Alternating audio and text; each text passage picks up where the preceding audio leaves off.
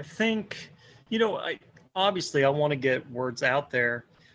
And what I want to say to anyone, like, I think that we all, not that I write a poem a day, but I think we all have that in us. I think, we have a tremendous amount of narrative to all of our lives that, may feel mundane at times, and we don't even realize that the stories are like building up around us, inside of us. And the only difference between me and somebody else is that I actually write them down, and my memory has always been pretty good. Um, and quality of work is relative. I like certain things, I don't like certain things, but I think that anyone who wanted to write down this sort of stuff that I write could do that in their own way. I mean, the stories are there.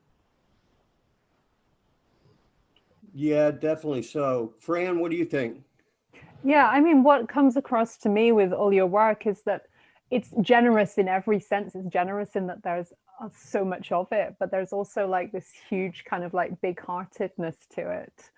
And it just feels so giving. And what I want to know, like with being so prolific, do you ever get to a point where you think, I actually can't anymore?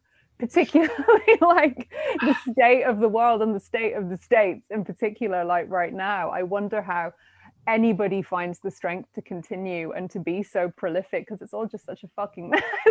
And I really admire that you were still doing this work and this generous, kind of mindful, heartful work.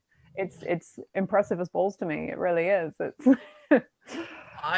If I didn't do this work, I would crumble like a house of cards. Like, it is the only thing that really keeps my head together. Probably about 12 years ago, my work has gone through a lot of changes.